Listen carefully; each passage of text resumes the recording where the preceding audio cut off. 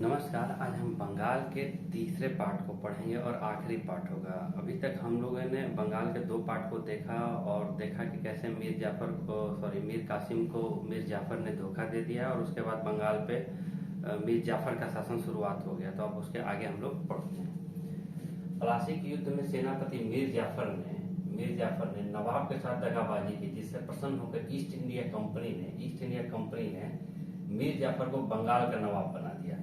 बंगाल का नवाब मीर जाफर को बना दिया गया। 1757 से 60 में यानी 57 में प्लासी का युद्ध हुआ। उस युद्ध में हार के बाद और उसके बाद में हत्या हो गई और उसके बाद मीर जाफर को वहां का नवाब बना दिया गया। मीर जाफर को क्लाइव का गीदड़ कहा जाता था। क्लाइव का गीदड़ किसको कहा जाता था? मीर जाफर को। मीर जाफर को अंग्रेजों ने 1760 ईस्वी में हटाकर उसके दामाद मीर कासिम को बना दिया। पहले भी आपको बताया कि इसमें जो एक आध दो शासकों को छोड़ दिया जाए तो सारे दामाद ही बने हैं। अब उसने अंग्रेजों ने मीर जाफर को हटाया क्यों? जब बंगाल में मीर जाफर का शासन की शुरुआत हुई तो वो अंग्रेजों के रस्म कर्म पर बना था। तो अंग्रेजों को खूब दिल खोल के उसने खजाने बांटने शुरू कर दिए, कई जागीरें दे दी, जिससे खजाना खाली हो गया और कुव्यवस्था हो गई। कुव्यवस्था हो जाने के कारण अब उससे संभल नहीं रहा था, इसलिए अंग्रेजों ने उसके दामाद को बना दिया। मीर जाफर को हटाकर मीर कासिम को बना दिया। मीर कासिम ने अपनी राजधानी को मुर्शिदाबाद से मुंगेर स्थान दे दी। तो बंगाल के 3 राजधानी रहे, शुरुआत में ढाका, उसके बाद मुर्शिदाबाद और फिर अंत में मुंगेर। जब मीर कासिम बना नवाब मीर जाफर के बाद तो वो एक स्वतंत्र शासक बना, यानी कि उसकी इच्छा थी कि बंगाल को फिर से पुराने स्थिति में लाया जाए। और उसने अंग्रेजों को जो कुछ दिया जा रहा था, जागीरें दी गई थी या जो भी धन संपत्ति दिया गया था, उनमें कुछ कटौती करने लगा। पहले तो उसने क्या किया कि अपनी राजधानी को मुर्शिदाबाद से हटाकर मुंगेर यानी कि अंग्रेजों से दूर ले गया, ताकि इनका इंटरफेयर राजधानी में कम हो। अब ये जब करने लगा, अंग्रेज जब ये देखे कि ये अपने मन से स्वतंत्र शासक हो गया है, ये हमारी बातें नहीं सुन रहा है, तो फिर अंग्रेजों और मीर कासिम के बीच मनमुटाव पैदा हो गए और यही जो है सो बक्सर युद्ध का कारण बना। बक्सर का युद्ध 1764 ईस्वी में अंग्रेज और मीर कासिम के बीच हुआ, जिसमें मीर कासिम का साथ अवध के नवाब सुजाउद्दौला और मुगल सम्राट शाह आलम द्वितीय ने दिया। अब यहाँ एक चीज समझ लेना है, ये है सुजाउद्दौला और यहाँ है सुजाउद्दीन। ये दो नाम अलग अलग हैं, दो अलग अलग शासक हैं, एक शासक नहीं है। सुजाउद्दौला और सुजाउद्दीन अलग अलग शासक हैं। तो सुजाउद्दौला और मुगल सम्राट शाह आलम द्वितीय ने युद्ध में, बक्सर के युद्ध में अंग्रेजों के विरुद्ध में भाग लिया। यहाँ एक चीज जान जाना है कि 2 युद्ध, एक बक्सर का युद्ध और एक प्लासी का युद्ध, ये दोनों अंग्रेजों के लिए भारत में स्थापित होने का सबसे बेहतरीन मौका रहा। और जो भारत में अंग्रेज जो स्थापित हुए यही 2 युद्ध से ये होता, और काफी एग्जाम में इसको पूछा भी जाता है। तो बक्सर के युद्ध में अंग्रेजी सेना का नेतृत्व हेक्टर मुनरो ने किया था। हेक्टर मुनरो एक शासक, उसका वायसराय, गवर्नर कह लीजिए, वायसराय का गवर्नर ही था, जिसने इसमें अंग्रेजी सेना का नेतृत्व किया था। बक्सर के युद्ध में हेक्टर मुनरो था और प्लासी के युद्ध में रॉबर्ट क्लाइव थे। ये दोनों जान जाना है बढ़िया से, कहा कि ये दोनों एग्जाम में पूछे जाते हैं। बक्सर के युद्ध के बाद मीर कासिम को हटाकर पुनः मीर जाफर को बना दिया गया। मीर कासिम को हटाकर पुनः मीर जाफर को बना दिया। अब अंग्रेजों को ऐसा लगा कि मीर कासिम को इससे पहले मीर जाफर को बनाया गया था, तो वो कम से कम बात तो सुनता था। स्थिति भले ही कुव्यवस्था थी, लेकिन बात तो सुनता था। जब मीर कासिम को बनाया गया तो उसने विद्रोह कर दिया, तो पुनः फिर मीर जाफर को बना दिया। बाद में मीर जाफर की मृत्यु हो जाती है। मुगल बादशाह शाह आलम द्वितीय के साथ रॉबर्ट क्लाइव ने इलाहाबाद की प्रथम संधि, इलाहाबाद में 2 संधियां हुई है। प्रथम संधि जो है मुगल बादशाह शाह आलम द्वितीय, ये मुगलों का बादशाह था और उस समय भी इसकी स्थिति ठीक ठाक थी।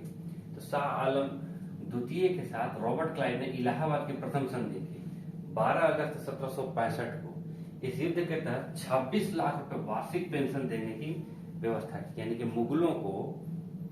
कि मुगल बादशाह को 1 साल में 26 लाख रुपए आपको वार्षिक पेंशन दिया जाएगा। इसके बदले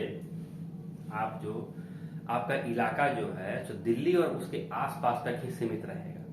बाकी मामले में आप इंटरफेयर नहीं करेंगे, बाकी आपको टैक्स दे दिया जाएगा और आप शांति से आप रहेंगे, आप कोई इंटरफेयर नहीं करेंगे। यानी कि मुगलों की ऐसी स्थिति होगी कि वो पेंशन पे आ पा गए। बंगाल में द्वैध शासन की व्यवस्था रॉबर्ट क्लाइव ने की। रॉबर्ट क्लाइव ने इस व्यवस्था के जनक थे लियोनस कार्टियस। अब ये द्वैध शासन व्यवस्था क्या है? इसमें दो तरह की व्यवस्था थी, यानी कि शासन चलाने की जिम्मेदारी नवाब के हाथों में रहती थी और टैक्स वसूलने की सारी जिम्मेदारी अंग्रेजों के हाथ में थी। अभी कितना बढ़िया व्यवस्था है। एक बहुत पुरानी कहानी थी कि एक गाय थी जो दो भाइयों में बट गई। तो आगे वाला हिस्सा एक भाई को मिला और गाय के पीछे वाला हिस्सा एक भाई को मिला। तो एक भाई उसको खाना खिलाता था, दूसरा भाई दूध लेता था। वही स्थिति इसकी हो गई कि शासन चलाए नवाब और पैसे सब ले जाए अंग्रेज। इससे जो भी कुव्यवस्था हो, यानी कि शासन में कोई भी कुव्यवस्था हो, तो सारा ठिकरा नवाब के सर फूटे। अंग्रेजों को इससे कोई भी इनको ब्लेम न मिले। तो ये व्यवस्था अंग्रेजों के द्वारा शुरुआत की गई थी। इसके जनक थे लियोनस कार्टियर। द्वैध शासन व्यवस्था, द्वैध शासन व्यवस्था की व्यवस्था किसने की थी? रॉबर्ट क्लाइव ने। अब यहाँ पर बंगाल के कुछ नवाबों का नाम दिया गया है। बंगाल के चैप्टर में सबसे ज्यादा यही परेशान करता है कि नवाब का इस विषय नहीं याद होता है, जिसके कारण याद होने में बड़ी परेशानी होती है। तो यहाँ पर कुछ शासक, मीर जाफर के बाद 3 और शासक रहे हैं जो छोटे मोटे रहे, इनके बारे में ज्यादा नहीं जानना है। तो पहला था मुर्शीद कुली खान।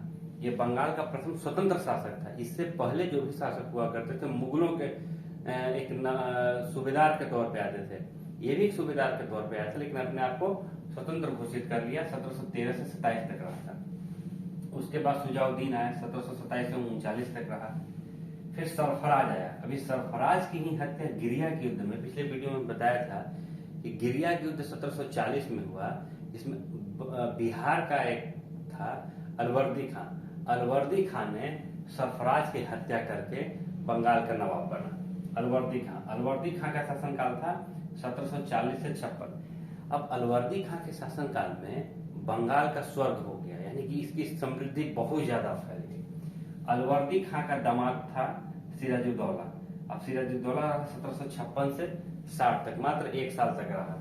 उसके बाद मीर जाफर आया, इसका सेनापति था, जिसने सिराजुद्दौला को धोखा दे दिया और फिर खुद गद्दी पर बैठा। 1757 में पलासी का युद्ध हुआ। 1757 से 60 तक मीर जाफर रहा।